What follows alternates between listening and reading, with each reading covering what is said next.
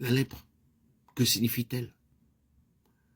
Tout simplement, la vie du moi. Bien sûr, nous pouvons dire le péché. Oui, le péché. Mais de quoi s'agit-il exactement? Regardons Osias et voyons ce que la lèpre signifie, ce que la lèpre a représenté ou révèle dans son cas.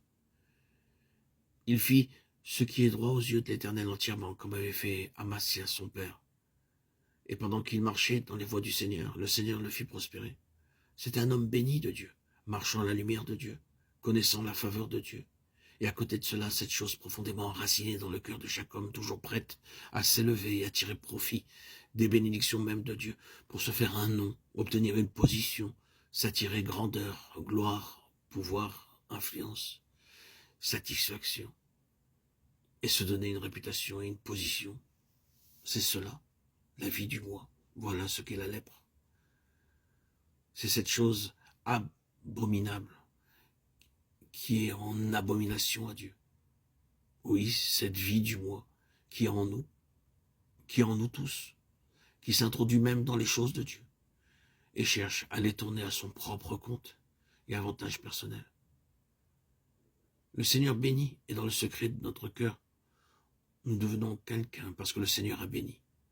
Nous supplions que c'est par la grâce et la bonté de Dieu que ces bénédictions nous ont été accordées.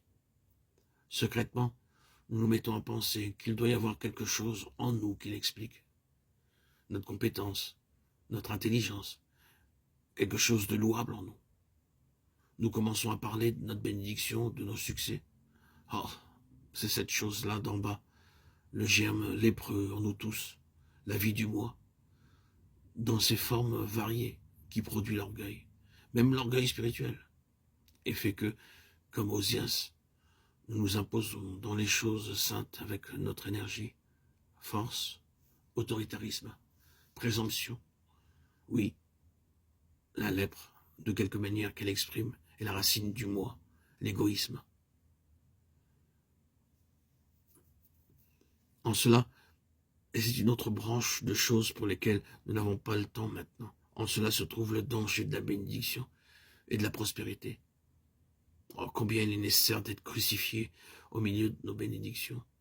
Combien il est nécessaire que Dieu mette sa bénédiction à l'abri de nous, en nous montrant continuellement ce que nous sommes, et que tout est par grâce. S'il nous a accordé une quelconque bénédiction du succès, de la prospérité en tout, ce n'est pas parce qu'à ses yeux, il y a en nous quelque mérite, malgré ce que les hommes puissent penser. Quoi que nous puissions être parmi les hommes, aux yeux de Dieu, nous ne sommes que des lépreux. Ce qui importe, ce n'est pas le progrès que nous faisons parmi les hommes, mais le progrès que nous faisons avec Dieu. Bien que nous puissions parvenir à une autre position dans ce monde, ce qui importe, c'est si nous parvenons à une haute position avec Dieu. Peut-être que ceci ne s'applique pas à la plupart d'entre nous parce que nous ne sommes pas tous très conscients d'avoir été bénis, d'avoir prospéré et d'avoir de quoi beaucoup nous vanter. Pour la plupart, nous connaissons le contraire. Beaucoup de choses qui nous vident et nous humilient. Mais venons au cœur de la question, même là-bas, au plus profond, il y a en nous un désir intense, un besoin du moi. Il y a une révolte, la révolte de cette vie du moi. Sur cet aspect, Osias est mis ici au grand jour pour montrer ce qui, dans la vie du peuple et du prophète, rend impossible à Dieu d'atteindre son but. Ce doit donc être exposé, résolu. Ce ne peut pas être passé sous silence, mais doit être dévoilé. Et nous devons voir